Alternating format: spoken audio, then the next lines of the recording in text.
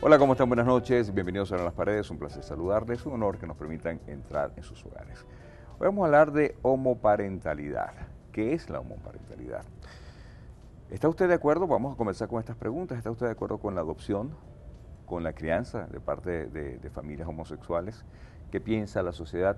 Pero ¿qué piensan los médicos también? Nos acompañan esta noche la doctora Betania Aller, ginecobstetra, ella es presidenta de la Asociación Venezolana de Fertilidad, y María Teresa Urbina, presidenta de la Red Latinoamericana de Reproducción Asistida. Buenas noches, ¿cómo están? Bienvenidas, un placer saludarles. Comenzamos por conceptualizar, doctora Aller, ¿qué es la homoparentalidad? La homoparentalidad es el derecho que tienen las parejas homosexuales para procrear.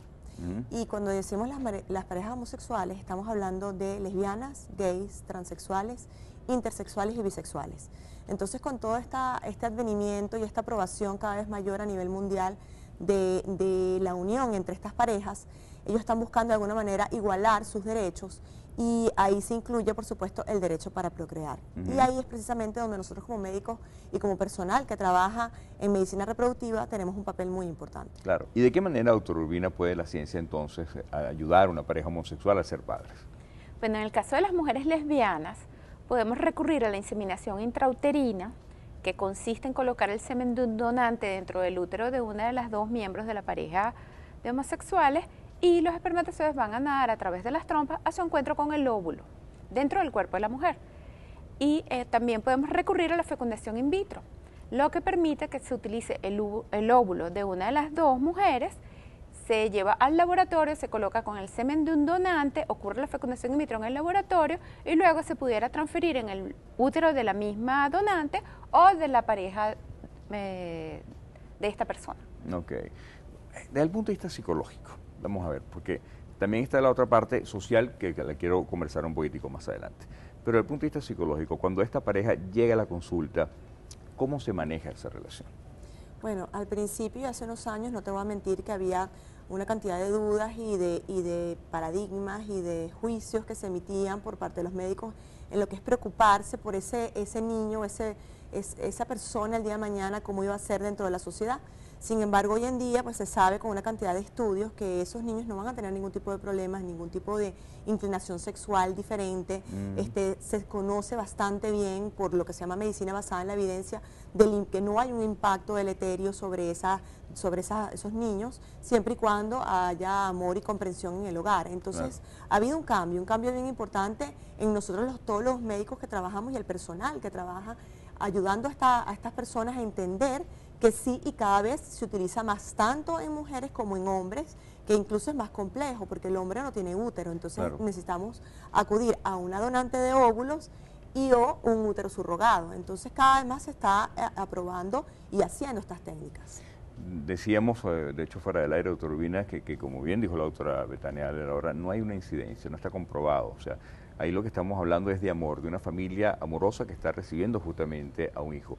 No hay desde el punto de vista biológico, no desde el punto de vista científico, algo que compruebe que puede influenciar o no el hecho de que una pareja homosexual pueda tener hijos homosexuales. Hay varios grupos de psicólogos en el mundo. Uno de los más importantes que han trabajado el tema, uno de los más importantes es la doctora Susan Golombo en el Reino Unido, que ha hecho seguimiento a los hijos de parejas homosexuales, tanto por adopción como por reproducción asistida, durante 18 años.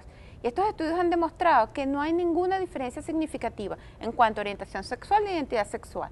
Lo más importante en el desarrollo de la personalidad de un hijo es que sea un niño deseado. Ya hemos hablado también de dónde vienen los niños homosexuales o los homosexuales vienen de familias heterosexuales. Insisto, ¿hay algo comprobado científicamente para ello? Eso es bien importante que se diga, ¿okay? Porque ya no es lo que a mí me parece o lo que se vio en un país, o sea, ya hay estudios de muchas poblaciones seguidos por muchos años en los cuales se sabe que no hay ninguna alteración, no solamente en la inclinación sexual, sino hasta en su función cognitiva, en lo que es esa persona, cómo se va a desarrollar desde el punto de vista psicológico. Entonces, eso es bien importante que se sepa, que ya está aprobado científicamente y se sabe que no hay un aumento general de la población de homosexuales, de esos niños que nacen en ese núcleo de familias homoparentales. Ok. El porcentaje de éxito también de estas personas, digamos, de las personas lesbianas que deciden entonces quedar embarazadas, ¿cuál es? ¿Y cómo es un embarazo justamente de ellas? doctora Urbina? Bueno, el porcentaje de éxito es mucho mayor que el de las parejas infértiles, porque no son personas infértiles. Ok. Puede haber algunas que pudieran tener adicionalmente un problema de infertilidad, pero son personas sanas. Así que el porcentaje de éxito es muy bueno. Pudiéramos hablar de 70-80% con fecundación in vitro en mujeres menores de 35 años. Y desde el punto de vista ginecológico, el proceso del embarazo es perfecto. Sí, es lo que estaba diciendo la doctora María Teresa, lo más importante es que son niños deseados, entonces eso es lo más importante, siempre que haya amor y comprensión en el hogar y comunicación, eso es lo que prevalece en todo el desarrollo de la normalidad de estos niños. Ok, y en el caso de las parejas de homosexuales masculinos, ¿cómo se maneja la supervisión de dicho embarazo? Bueno, en el caso de las parejas homosexuales masculinas van a requerir útero subrogado. Es una fecundación in vitro y se va a colocar el embrión en el útero de una mujer gestante que decide ayudarlos. Y en estos casos también es una alta tasa de éxito porque son personas, o sea, si usamos el óvulo de una mujer joven, menor de 35 años, también va a tener una alta tasa de embarazo y va a ser un embarazo fácil de manejar si usamos la gestante adecuada, que se le hicieron los exámenes para determinar que los podía ayudar. Vamos a hablar de eso en más detalle en la próxima parte, ¿ok? A ver, de repente van los tres, me imagino, a la consulta y cómo se canaliza, me lo cuento después. Esto Hablan las Paredes, quédate con nosotros, en tan solo minutos estamos de vuelta contigo.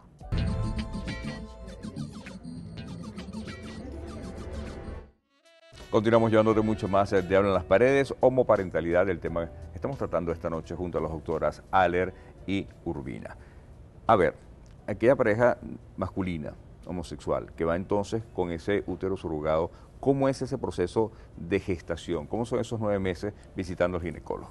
Bueno, realmente es bien bonito porque en esos casos en los cuales mientras más difícil se le pone la situación a una persona, pues más es el deseo de querer lograrlo. Entonces son parejas que acuden, en el caso de las mujeres, las dos mujeres, pues por supuesto bien compenetradas en lo que es la parte de su relación, y en el caso del hombre, pues acude el hombre, muchas veces con su pareja, y esa persona que le está ayudando a todo lo que es el proceso de gestación. Y eso es bien importante acotarlo, que las técnicas de reproducción asistida no se ha visto un incremento de malformaciones o de riesgos para el embarazo y para ese bebé. Y lo mismo ocurre para estos casos de homoparentalidad. Entonces, realmente una vez que el embarazo se dio, el embarazo discurre como si fuera un embarazo muy deseado, muy querido, pero un embarazo completamente normal.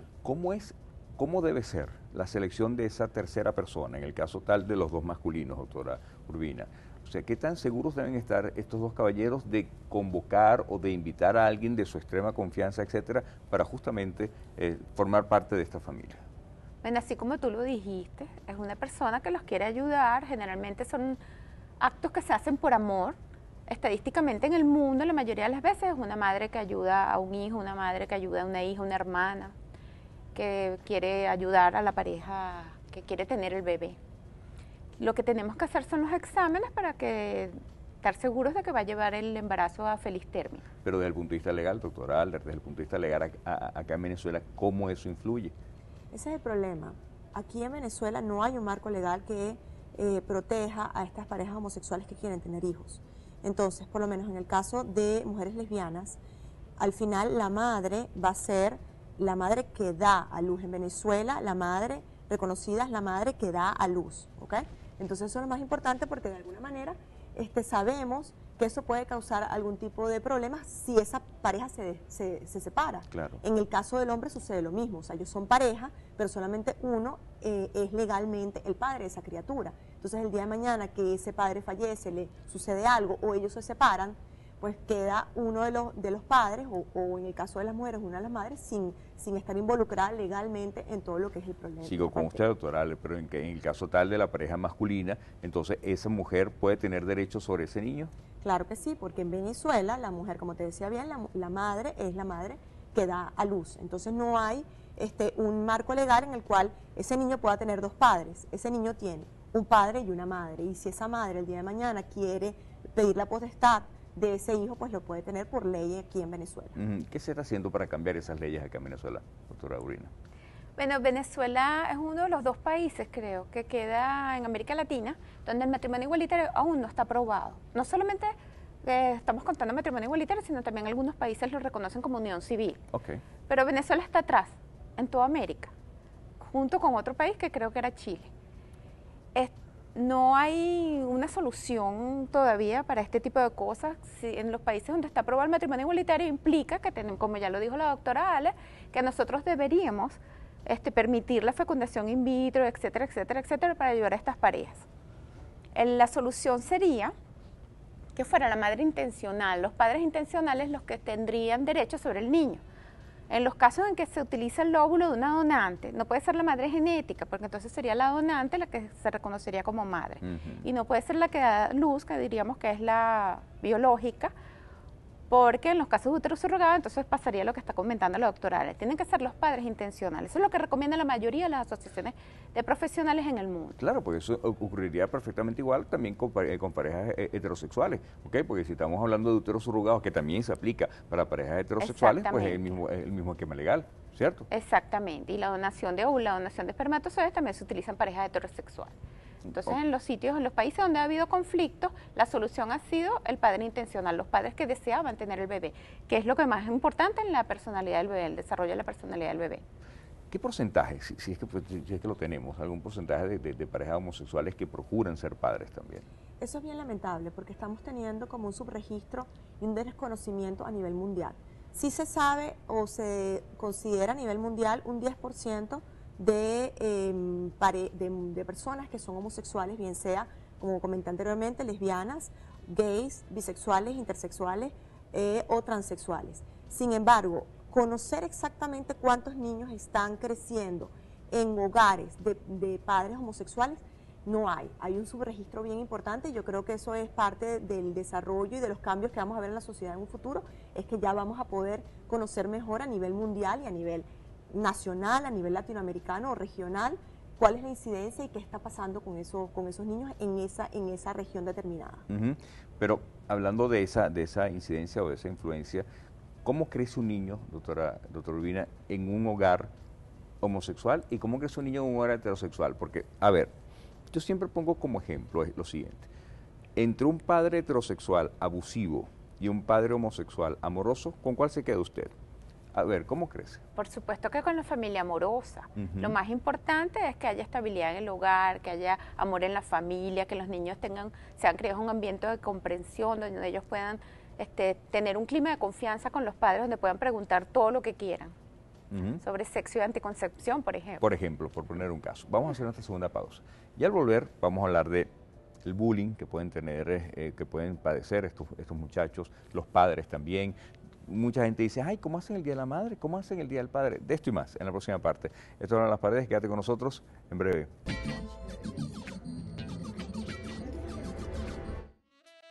Parte final de Esto en Las Paredes en la noche de hoy, homoparentalidad. Nos acompañan las doctoras Aller y Urbina. ¿Cómo manejar el bullying?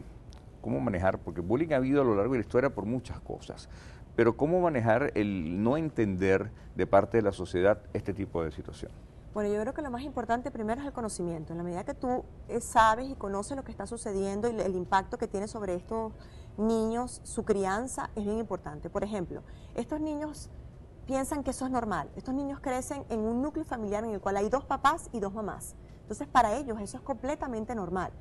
Ellos saben que hay otros niños en el parque que tienen un padre y una madre, pero para ellos es completamente normal tener 2 padres o 2 madres. El problema empieza cuando llegan al colegio y los mismos niños, la misma sociedad los lleva a la burla o el maltrato. Entonces yo creo que aquí es donde es importante el cambio en los paradigmas, el cambio en nuestra mentalidad que se tiene que abrir en la sociedad para que no haya problemas, porque ya se sabe que el único problema que ellos tienen es cuando llegan a enfrentarse con otros niños y se burlan de ellos. Entonces, datos importantes. Los padres homosexuales tienen un papel en la paternidad que se involucra más incluso que los padres de parejas heterosexuales, porque clásicamente, aunque eso ha ido cambiando, la madre se encargaba más del hijo y el padre era un padre cual proveía como dinero al hogar o estabilidad. Los padres homosexuales no, los padres homosexuales son papá y mamá, entonces ellos llegan a un grado de involucrarse más que los estudios científicos lo han arrojado como un dato bien interesante. Y en las niñas de mamás lesbianas ha visto que incluso son más femeninas y tienen algunas características más hacia la feminidad, o sea, en ningún momento hay ahí algún trastorno. Entonces ya se han visto datos bien curiosos en los cuales nosotros tenemos que saber que eso es así para nosotros criar a nuestros hijos y nuestros nietos en una sociedad de inclusión y no discriminación. Claro. Yo creo que es un compromiso ¿Cómo de no? todos, porque no solamente son los padres homosexuales que deben criar a sus hijos bien para que puedan enfrentar estas con educación, con información, con cuentos, sino que también los heterosexuales, Claro.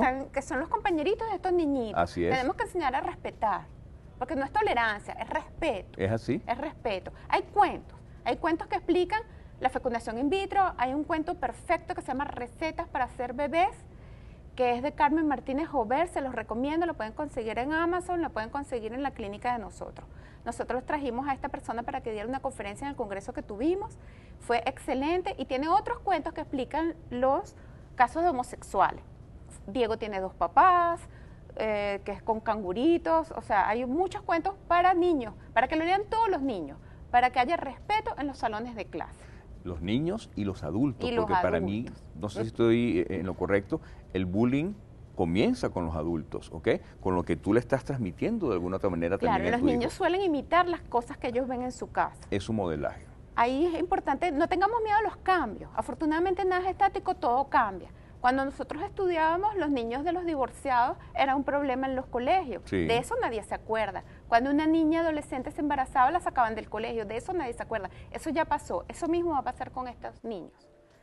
En menos de una generación va a haber un cambio importantísimo. Así es, estoy seguro que sí. Es una pregunta que es interesante, porque también forma parte de la sociedad el gremio médico. ¿Qué piensan los médicos justamente de todo esto? Eso es bien importante porque ya hay posturas internacionales de colegios europeos, colegios americanos, con respecto a ofrecer a estas parejas todo lo que es medicina reproductiva, lo que hablábamos del colegio de pediatras. Los pediatras en el colegio americano están recomendando que estos niños tengan el derecho a tener 2 progenitores. La Red Latinoamericana de Medicina Reproductiva, que la doctora María Teresa es la presidenta, apoya que se le hagan tratamientos a este tipo de parejas. Entonces ya hay posturas de sociedades científicas importantes a nivel internacional, en los cuales ya se aprueba y se recomienda que se hagan este tipo de tratamientos. La Asociación Americana de Medicina Reproductiva, la Sociedad de Embriología y Reproducción Humana Europea y la Red Latinoamericana de Reproducción Asistida instamos a los centros de fertilidad a prestar servicio a estas parejas sin discriminación. Y esa discriminación influye también, ya no tanto en la fertilidad, quizás me estoy yendo en un tema que no es de ustedes, pero que estoy seguro que manejan, a la hora de las adopciones también. ¿Eso influye o no? Sí, de hecho, aquí en Venezuela, muchas familias que son homosexuales simplemente se presentan a los centros de donación como parejas, como mujeres solas, por decirte. Y lamentablemente no se les niega, pero pasan de último en la lista.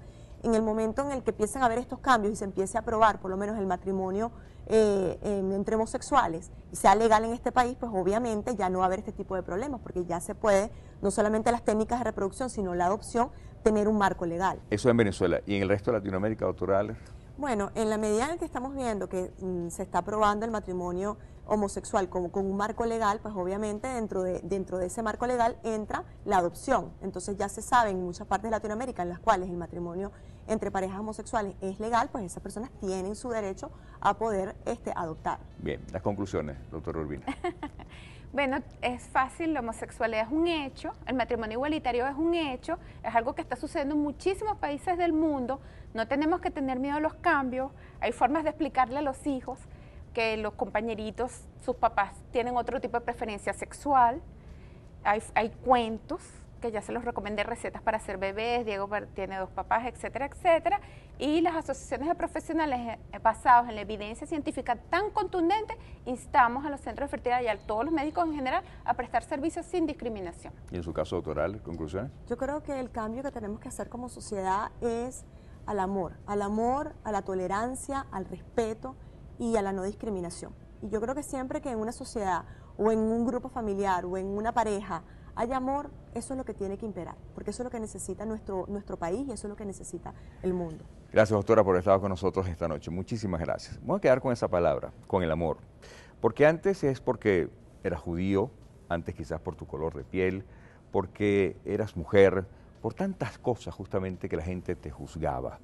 Yo creo que aquí tenemos que partir de eso, de una familia que esté dispuesta a brindarle amor a un ser humano que sea deseado y que va a ser criado, insisto, con mucho, mucho amor. Feliz noche. Como siempre decimos que tengas muy buen sexo.